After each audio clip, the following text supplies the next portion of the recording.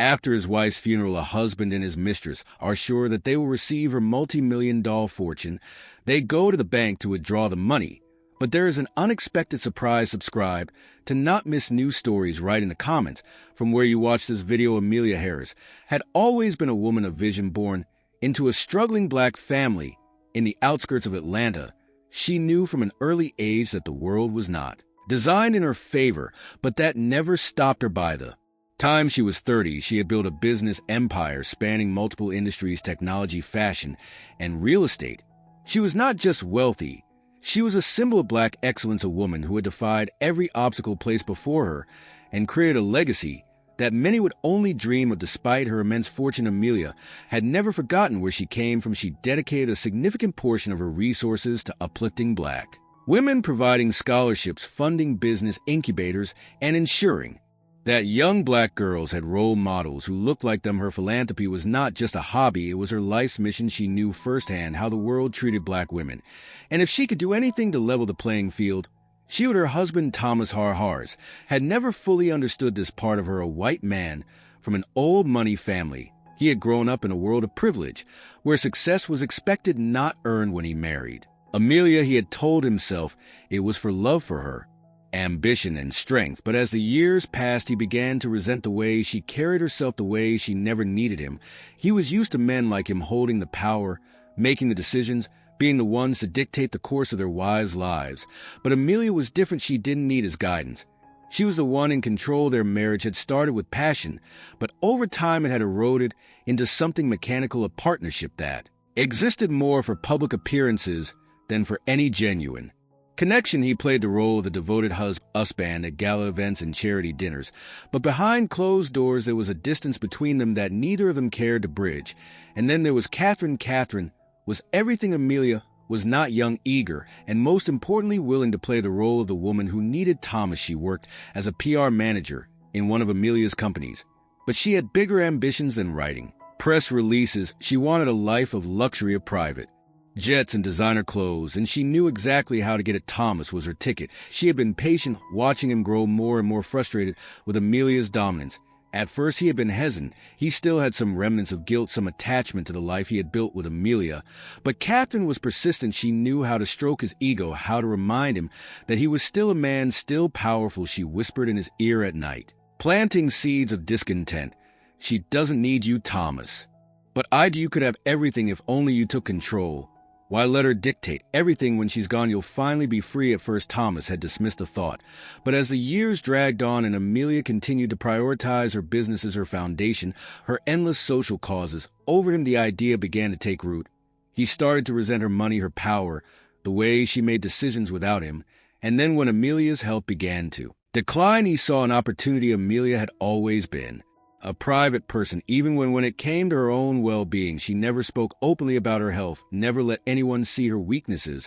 But Thomas had noticed the subtle signs: fatigue that lingered longer than usual, the quiet moments where she seemed lost in thought, the whispered conversations with doctors that she never shared with him. One evening, while she was out at a business conference, Thomas found himself in her study. He had always respected her privacy, but that night something pushed him to open the locked drawer of her desk. Inside, he found medical reports. It was worse than he had imagined: a degenerative disease, something rare and untreatable. The doctors had given her months, maybe a year at most. He should have felt sorrow. He should have worried for her. But instead, a different thought formed in his mind. This would soon be his chance. Catherine had been overjoyed when he told her. She wrapped her arms around his neck, whispering promises of the life they would live in. A few months we'll be free, Tom. We can leave this place, take what's ours, and never look back. For the first time in years, Thomas felt a sense of excitement. No longer would he be an El Shadow. No longer would he have to tolerate her endless lectures about empowering black women, about using wealth for a greater purpose. Soon all of it would be his. But Amelia was not a woman who left things to chance, even as she continued her public life, attending charity events and board meetings as if nothing was wrong. She was making her own preparations. She knew Thomas too. Well, she had seen the way he looked at her fortune, the way his patience with her causes had worn thin. She had no doubt that once she was gone, he would try to undo everything she had worked for. So she acted. She called her most trusted lawyer, a man who had handled her affairs for years, and gave him strict instructions. Her will was to be changed immediately. Every company, every dollar in her accounts, every property under her name. It would all go to the foundation she had built for black women. Thomas would receive only a modest D and just enough to cover his living expenses, but nothing more. She had built her empire from the ground up, and she would be damned if she let it fall into the hands of a man who had done nothing to deserve it. The lawyer hesitated. Are you sure, Amelia? This is a drastic decision. She gave him a cold, knowing smile. I've never been more sure of anything in my life. A few days later, as she sat in her office, overlooking the city skyline, Amelia allowed herself a small moment of peace. She knew her time was limited, but that no longer frightened her. What mattered was that her work would continue, her wealth or success. It was never about personal gain. It was about changing lives.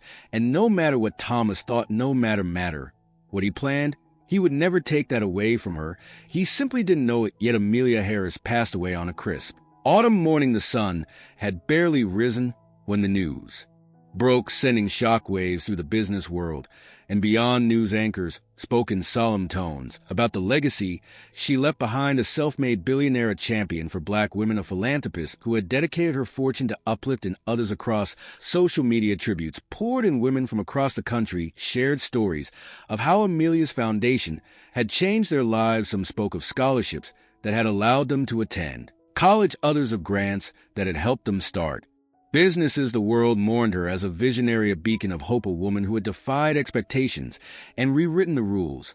But inside the grand Harris estate, behind closed doors and drawn curtains, there was no more. Thomas Harris sat in his study, a glass of whiskey in hand, listening to the distant hum of the television, where reporters detailed Amelia's accomplishments. He barely paid attention.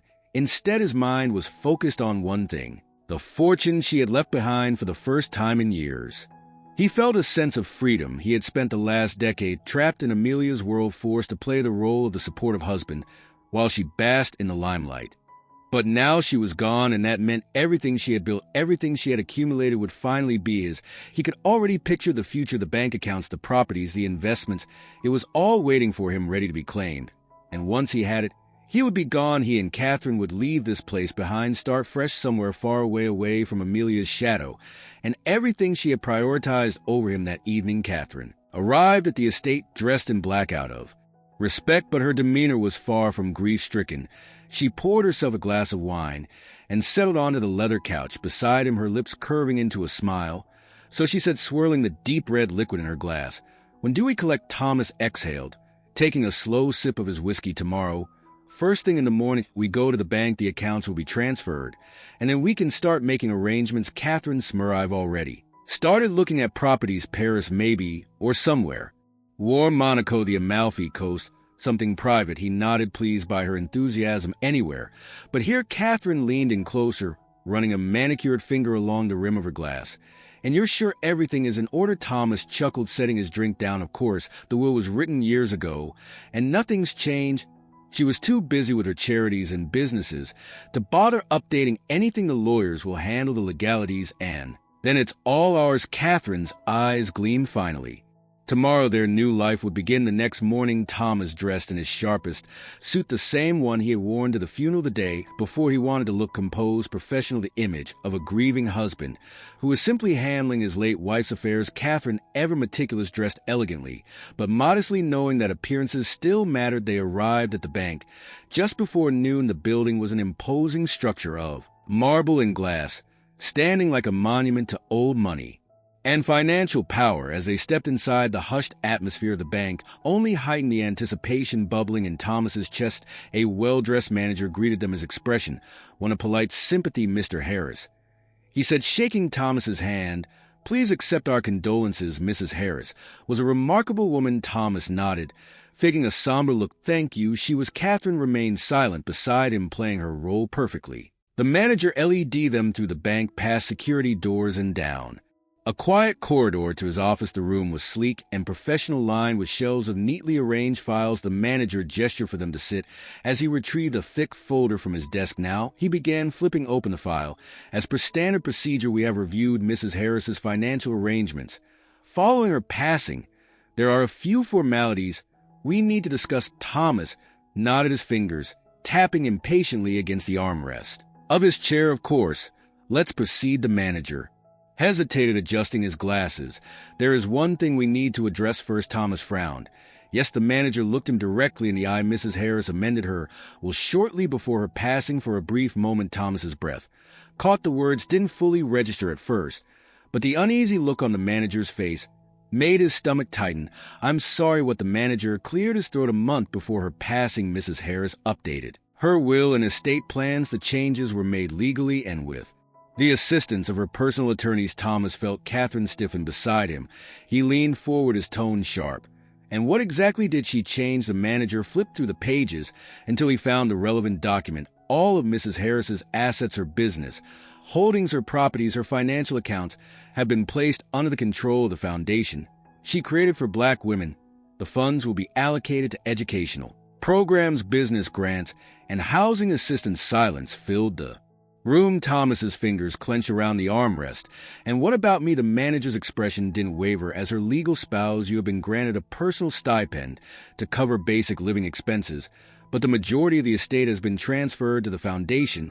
These changes were made in accordance with Mrs. Harris's wishes and cannot be contested." The words were like a punch to the gut. Thomas felt the room spin around him. This wasn't possible. He had seen the will years ago. It had all been his, the money, the properties, everything. How had she done this? How had she planned so carefully, so perfectly to cut him out? Across the desk, the manager closed the folder and folded his hands. "I understand this may come as a shock, Mr. Harris. If you need time to process." Catherine let out a sharp laugh, disbelief coloring her voice. "This must be a mistake." The manager's polite expression remained unchanged. "I assure you, miss, it is not." Thomas's jaw tightened, his vision blurring with fury. Amelia had done this on purpose. She had known exactly what he would try to do, and she had outplayed him even in death. Catherine's hand curled into a fist on her lap, her nails digging into her palm. She turned to Thomas, her voice cold. "You said everything was taken care of." His mind raced. There had to be a way to fix this, to challenge it. To Catherine abruptly stood up. "You lied to me." Thomas turned to her, his voice low. "Catherine, this isn't over." But she was already stepping away from the desk, her expression shifting from shock to something harder, something unforgiving. Her next words cut him like a blade. "I didn't sign up for this." She turned on her heel and walked out of the office without looking back. Thomas barely registered the manager's voice. As he stood to leave, his body moved on autopilot, his hands numb, his mind drowning. And in disbelief, Amelia had won even from the grave.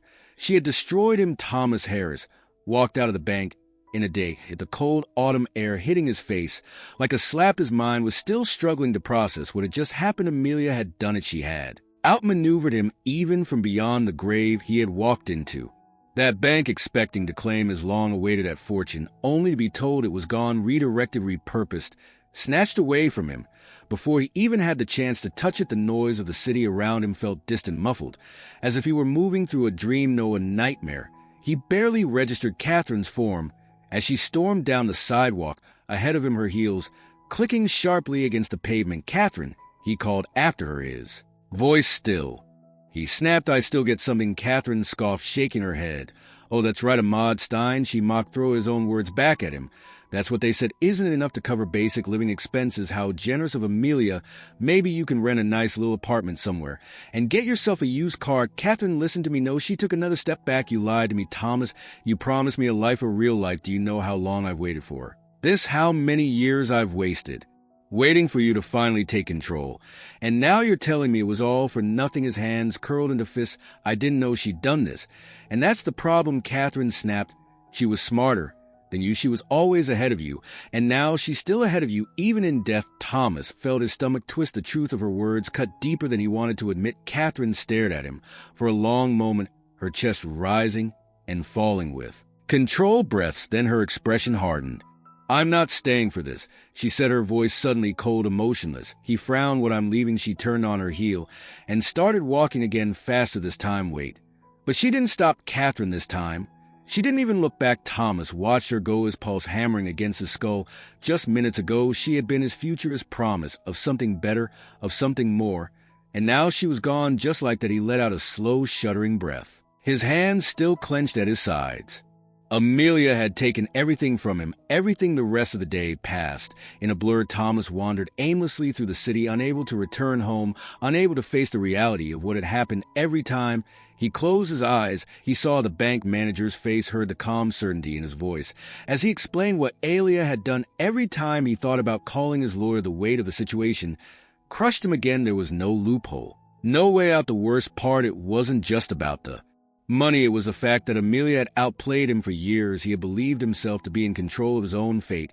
He had convinced himself that when the time came, everything would fall into place, just as he had planned. But now, standing here alone in the city that still belonged to Amelia more than it would ever belong to him, he realized just how foolish he had been. She had known exactly what kind of man he was. She had known what he wanted, and she had made sure he would never get it. The weight of it settled over him like a suffocating fog. Eventually, when exhaustion overtook him, he hailed a cab and gave the driver the address to the Harris estate. He barely registered the ride, barely noticed the towering gates as the car pulled up to the grand mansion that had once felt like his, but now felt like nothing more than an empty shell. Inside, silence greeted him. The house was dark, hollow, devoid of the presence of it once had. For years, he had resented this place. He had hated the way it always felt more like Elia's domain than his own. But now, standing here, he realized something that sent a fresh wave of anger through him. Even if she was gone, this was still her house. Her name was on the deed. Her wealth had built it. Her decisions had shaped it. And now, thanks to her final act of defiance, he would never be able to escape that truth. He walked through the halls, past the grand staircase, past the lavish sitting rooms, past the portraits of Amelia that still hung on the walls. He wanted to rip them down. He wanted to tear this place apart. But he didn't, because what would be the point? Amelia had already won, and he had already lost that night. He sat alone in his study, staring at the untouched glass of whiskey in front of him. His phone buzzed. He glanced at the screen. It was his lawyer. For a brief moment, hope flickered in his chest. Maybe there was a way out of this. Maybe there was something they could do. He answered Thomas. The voice on the other end greeted him. "I assume you've heard the news," he exhaled sharply. "I need options." There was a pause. "I'm afraid there aren't any." Thomas's grip on the phone tightened. "There has to be something. I've reviewed the documents, and everything was done legally. Amelia's will is airtight. There's no loophole, no legal grounds for contesting it. Her assets belong to the foundation. Now you'll receive your stipend." "But that's it." His jaw clenched. "Then what the hell am I supposed to do?" The lawyer sighed. "Adjust Thomas. There's nothing else to be done." The call ended. Thomas set the phone down and leaned back in his chair, staring at the ceiling. He had lost completely. The realization hit him like a freight train. For the first time in years, he had no plan, no next move, no future. All he had left was a bitter taste of failure, and the ghost of Amelia Harris still haunting him in ways he never thought possible. Thomas Harris had always believed that wealth equaled power. He had spent his entire life convinced that as long as he had money, as long as he could control the flow of it, he could control everything, people, relationships, his future. Now, sitting alone in the vast, empty mansion that once felt like a cage, but now felt like a tomb, he realized just how wrong he had been. The day after his conversation with his lawyer, he woke up with the dull ache of a hangover pounding at his temples. He had spent most of the night drowning in whiskey, trying to blot out the crushing reality that he was no longer a man of wealth, no longer a man of status. Amelia had ensured that he wandered aimlessly through the house, moving from room to room, as if seeing them for the first time. The extravagant decor, the imported furniture, the priceless artwork, none of it was as it had always been hers. And now, without her, it all felt meaningless. At some point, he found himself standing in front of one of Amelia's portraits. It was a formal painting, one she had reluctantly agreed to sit for during a gala fundraiser years ago. She looked regal in it, poised, powerful. A lump formed in his throat as he stared at it. "You really planned this to the end, didn't you?" he muttered, his voice hoarse. Amelia had known him better than he knew himself. She had seen his weakness, his greed, his entitlement. She had watched him grow resentful of her success, her independence. She had understood long before he had even realized it himself that the moment she was gone, he would try to take everything for himself. And so she had taken it away. First, a dry, bitter laugh escaped him. For years, he had believed himself to be the one waiting for Amelia to be gone so he could finally live. But now, standing here in the ruins of his own failed scheme, he understood the truth. Amelia had been waiting for him to be gone, and she had succeeded. The first official notice came a few days later, a formal letter from the estate lawyer detailing the next steps in the transfer of assets to the foundation. He would Be given time to vacate the mansion, it would soon belong to the organization that would oversee the fund. Thomas had known it was coming, but the words still stung when he read them. He had no idea where he would go. The stipend Amelia had left him was just enough to cover a modest lifestyle and apartment basic expenses, but it was nowhere near the kind of wealth he had spent his life accustomed to. He could try to reinvest, try to build something of his own, but the truth was he had never actually built anything. Everything he had was because of Amelia, and now she was gone. As he sat at his desk staring at the letter in front of him, his phone buzzed. He hesitated before answering Sophie, his daughter's voice on the